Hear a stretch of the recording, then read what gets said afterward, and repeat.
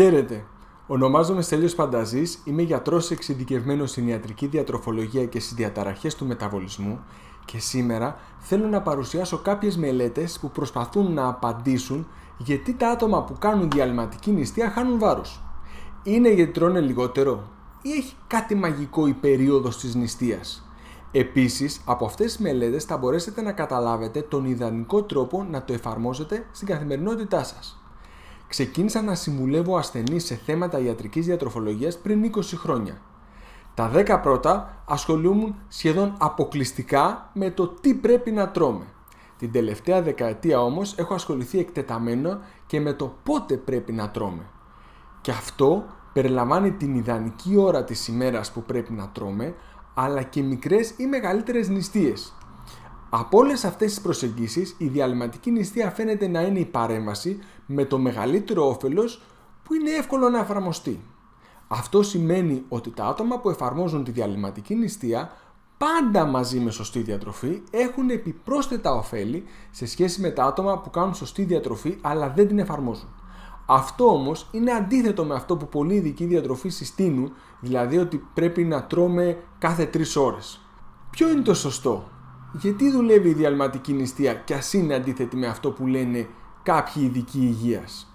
Ξεκινώντας, πρέπει να πούμε ότι ο μέσος άνθρωπος τρώει σχεδόν κάθε 3 ώρες και το τυπικό παράθυρο σύντησης είναι σχεδόν 15 ώρες. Δηλαδή, η μέγιστη νηστεία που μπορεί να κάνει κάποιος είναι μόλις 9 ώρες.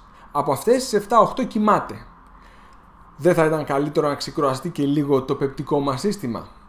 Η χρονооρισμένη σύντηση, ένας πιο σωστός όρος για τη διαλυματική νηστεία, ορίζεται ως νηστεία για περίοδους τουλάχιστον 12 ώρων, αλλά λιγότερο από 24 ώρες.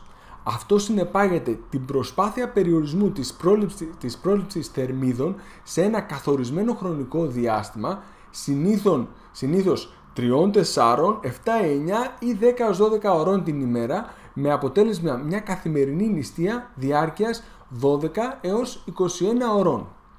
Σε μελέτες σε ποντίκια φαίνεται ότι αν περιορίσουμε το παράθυρο σύντησης σε μερικές ώρες, ακόμα και όταν τρώνε την ίδια ποσότητα τροφής θερμιδικά, χάνουν το 15% τους βάρους τους σε μερικές εβδομάδες.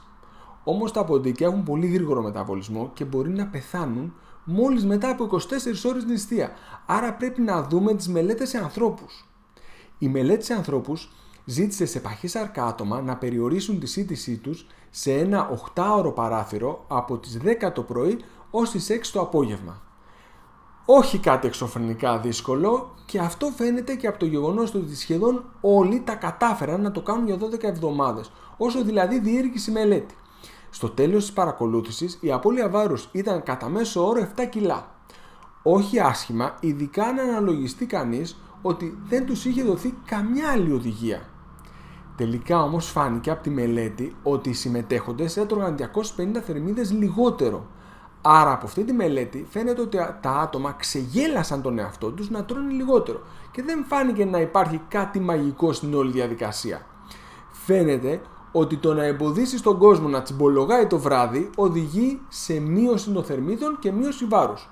Παραμένει όμως ένα χρήσιμο εργαλείο για απώλεια βάρους, ακόμα και αν φαίνεται να είναι τρίκ. Είδαμε λοιπόν ότι η διαλυματική νηστεία βοηθάει τα άτομα να τρώνε λιγότερο και να μην τσιμπολογάνε το βράδυ. Και αυτό είναι πάρα πολύ σημαντικό. Αλλά η νηστεία έχει κάποιο όφελος. Για να το δούμε αυτό, έγινε ένα πείραμα. Οι ερευνητές μοίρασαν τους ανθρώπους σε 2 ομάδες που κατανάλωναν τον ίδιο αριθμό θερμίδων την ημέρα, αλλά η μία ομάδα έτρωγε πρωί, μεσημέρι, βράδυ και η άλλη έτρωγε σε ένα 4ωρο παράθυρο το βράδυ, ενώ έκανε νηστεία 20 ώρων. Αυτό το σενάριο διαφοροποιεί τη σημασία της νηστείας, γιατί και οι 2 ομάδες έτρωγαν το βράδυ. Και πράγματι φάνηκε ότι η νηστεία βοηθάει, γιατί μετά από 8 εβδομάδες τα άτομα που έκαναν διαλυματική νηστεία έχασαν 5 κιλά περισσότερο λίπος από την ομάδα που έτρωγε τις ίδιες θερμίδες πρωί, μεσημέρι, βράδυ. Άρα η νηστεία βοηθά ακόμα και όταν το παράθυρο σύντησης είναι το βράδυ. Είναι όμως αυτό το ιδανικό? Μάλλον όχι. Γιατί σε αυτή τη μελέτη φάνηκε ότι αν και τα άτομα έχασαν λίπος, η χρονοβιολογία ήταν αμήλικτη. Η απώλεια λίπους όχι μόνο δεν συνοδεύτηκε από βελτίωση των δικτών υγείας, αλλά αντίθετα από επιδείνωση. Τόσο η χολυστερίνη όσο και η πίεση ανέβηκαν σημαντικά Και αυτό είναι μακριά από το ιδανικό σενάριο. Το ιδανικό σενάριο είναι η διαλυματική νηστεία με παράθυρο σύντησης το πρωί, όπως έχω πει σε προηγούμενο βίντεο που αξίζει να δείτε. Αν βρήκατε το θέμα ενδιαφέρον, σας παρακαλώ να πατήσετε το κουμπί μου αρέσει, να το μοιραστείτε με άτομα που θα το βρουν ενδιαφέρον και να γραφτείτε στο κανάλι για να σας ενημερώνουμε για μελλοντικά θέματα. Επίσης, μπορείτε να χρησιμοποιήσετε τα σχόλια για να ζητήσετε να παρουσιάσουμε ένα θέμα στο μέλλον. Σας ευχαριστώ πολύ!